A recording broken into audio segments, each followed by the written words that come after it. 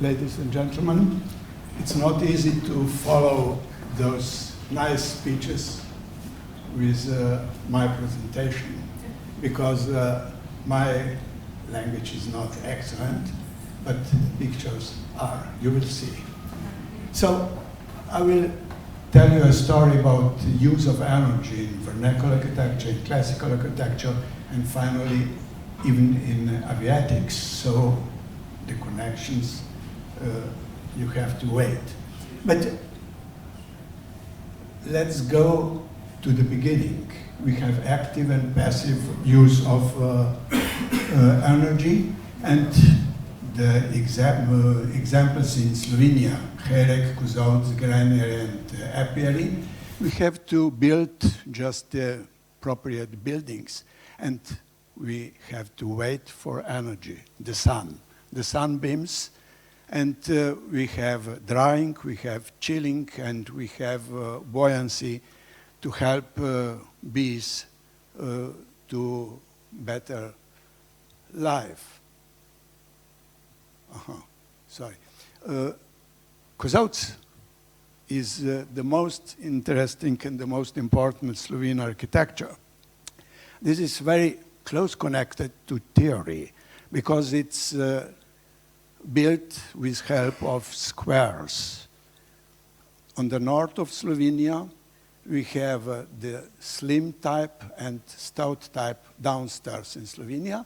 This one is connected to two squares, one square over the first one, and downstairs here one square and squares in the square to the details, from details to all the front.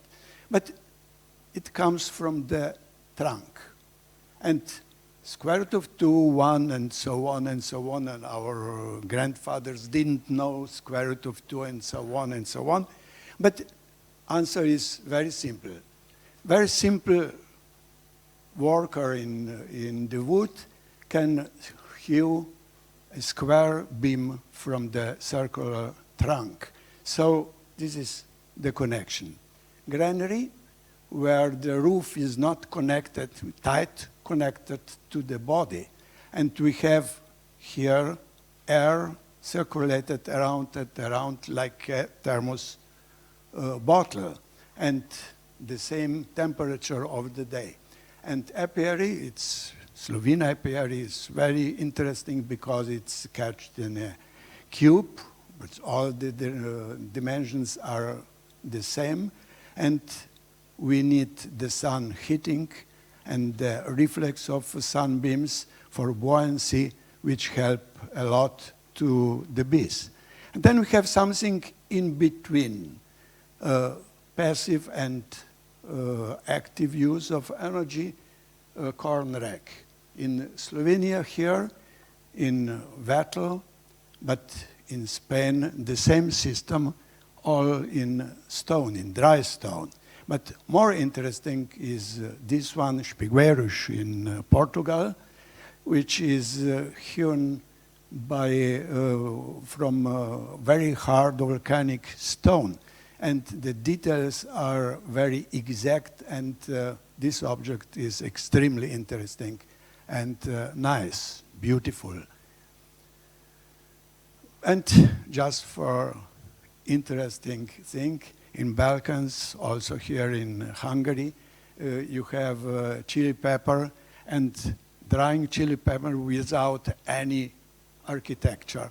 So they are drying devices are houses, trees, walls, and all what is possible. And then we have warm and cold. If we need warm, we need the sunbeams, and we don't need, we need cold. And downstairs is pretty cold. This is ice house in Slovenia, remains of ice house, and this is reconstruction. But this reconstruction I made after the memories of the owner, because in 1960s was still in use for collecting ice and transported down to Trieste city. And this is existing object near Pistoia and Madonnina. Then we have active use, watermills. If the stream is small, is possible upper shot. If we have a lot of water, like here in Turisvand in Hungary, bigger watermills, mill wheels, and a lot of water, and a lot of mill stones, of course. In Slovenia, we have interesting flowing or floating water mills like this, and with wonderful wooden construction inside, all in wood and still works. And south of Kosovo, I found this, another type of a propeller with vertical axis, water wheel. If it stops, it looks like this. This is in steel.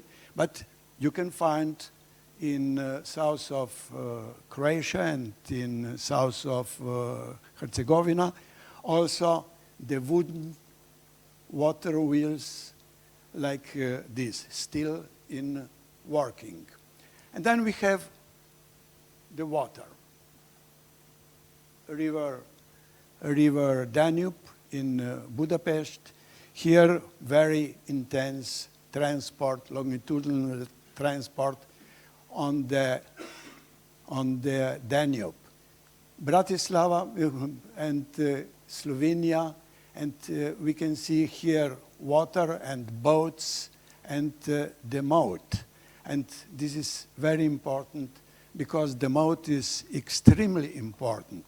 Because we have the trees and they are coming from the hills, high on the hills, transported with chutes to the water, to the river, collected, connected, transported to the final goal to Belgrade. From Slovenia, it's about 600 kilometers.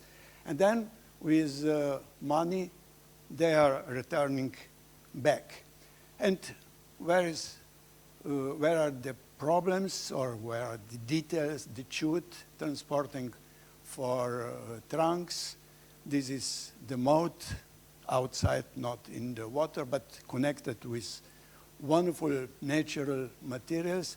And where is the problem? Transportation needs a lot of place, a lot of energy, a lot of sound, a lot of locomotives, wagons, trucks, and so on and so on. But the moat is connected with the wood. And the wood is not only the transporting material, this is all together, and there is no carbon footprint, or almost no, because this is just a few carbon footprints for returning to the first. And then we have another types for connected two sides of the river. I remember from or up to 1969, when I traveled from Maribor to Ljubljana to the faculty, this device, open cabin over the river Sava. Today we have only two cabins, shut cabins, from one side to another side, and this is very nice connection possibility, but this uses human force, human energy. So this is not like very easy. And now we need connections over the water. Very simple is if the stream is very small and we can put just a stone over this, we can walk, we can swim, or we can ride over the river.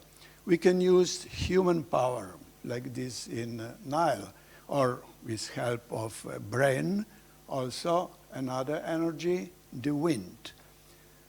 And where is the catch? If we have just some forces, and if this force is the same like this gravity, more or less, is nothing happened. But when this force is bigger, we can move. And of course, with help of our brains, we can catch more wind and the moving is starting. So we have several types of crossing the river, and one of them is reaction ferry, like this very interesting connection with one to another side of the river. We have here leading wire, connection wire, and of course the boats. For people are boats, for vehicles, 2 boats and a bigger space on a platform of this. So we have a river, we have people this side and on another side of this river, and we need some connection. Reaction ferry is very interesting thing. In this position here is nothing happened. But if we redirect the boat, it starts to move from one to another side, and of course the back with help of water stream. And where are details? Very hard work is to do this, because the other is long, more than 10, maybe 12 meters, and we need very strong muscles. But with help of brains and connections on the side, not on the central point, it goes by itself. So we have the stream, we have leading wire, connection wire, the boat, and of course moving. But the most important thing is definitely this white shape, because this is like a paddle. It's like a paddle of a water wheel. And this is understood as a propeller today.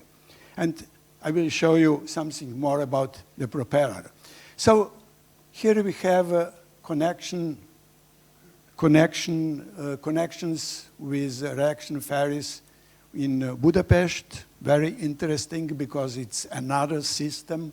We have anchorage here in the middle of the river, and Pest here and Buda here. Here is the castle.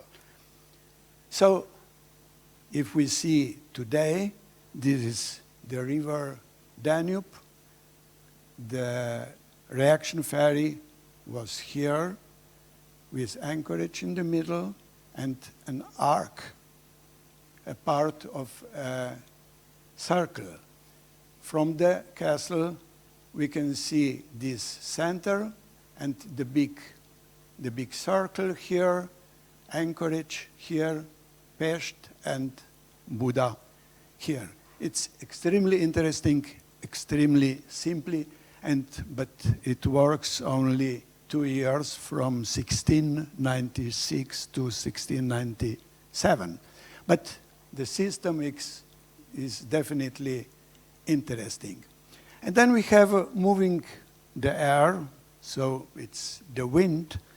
This is in Canaries, when they're pumping groundwater to the fields, milling corn or cereals. In Crete, a series of windmills, and windmill not far from here in Tesh is a wonderful example of those with extremely interesting wooden construction inside, and all in wood, also cogwheels. But in Slovenia we have another system. This is klopotec, is with onomatopoeia, because it's making sound klopotati, it's klopotec, and it's very interesting because on another side of the border in German Styria, they have another name for this. This is not klopotec, but klapotec. So is rotation, the wind and making sound, and this is a propeller. And the same principle, propeller is the part of an endless screw. And this endless screw is known as a pump in the Nile, 3,500 years ago, from the Nile River to the fields. Archimedes used the same. Joseph Ressel, as inventor of a propeller, used a part of endless screw for the boats. But older people here in the hall will know this device, meat-cutting device, and where is the connection with energy and architecture and propeller. Inside this device is definitely endless screw. So this endless screw can be understood also with vertical axis. So axis. And the spiral in architecture is used more times than we can imagine. When I was in Mostar, I came to the mosque, and because of local colleagues, I can go to the top. And this is extremely interesting construction inside. Only steps and the walls around this, of course, from the top, wonderful view to the Mostar Bridge. But where is the problem? Construction of this is only the step constructed around the vertical axis and the wall of this. And I used some mathematics, and way from top to the terrain is pretty long. But this is only small mosque. The bigger minarets, like those in Blue Mosque in Istanbul, are 50 meters from terrain to up, and the way from terrain to ups would be almost 74 meters. Can you imagine such an architectural construction to come from terrain up? But clever people made this all with help of a spiral in less than 3 square meters. So this is a really interesting use of spiral in architecture. And then I remember Guggenheim Museum in New York. And I saw spiral around, and inside it's wonderful walkway to the top, and the rooms for exhibitions left on this walkway. And I said, wonderful architecture, wonderful architect. Frank Lloyd Wright was inventor of something new, and this is really something new. And then when I returned from the ICOMOS Congress, Martin will remember, I stopped in Copenhagen. I saw the Runde Tårn, the circular round tower, but inside is the same system like in our meat cutting machine, endless screw, but the problem is This Rundetårn was built in 1576. So Frank Lloyd Wright wasn't so big inventor. And now the connection between architecture and aviation, the propeller in Klopotec in Slovenia, is the same as a propeller of the modern airplane. But of course, in small airplanes is also dimensions the same, but all together are the system, the principle, the running, and all these together is the same. But the problem is with numbers. Brothers Wright invented propeller for the first airplane in 1903. And Klopotec was mentioned in literature in 1829, so it's much, much older. And now is the final question. Can we invent today something new, really new, what our grandfathers didn't know in one way or another? Ladies and gentlemen, thank you. Köszönöm.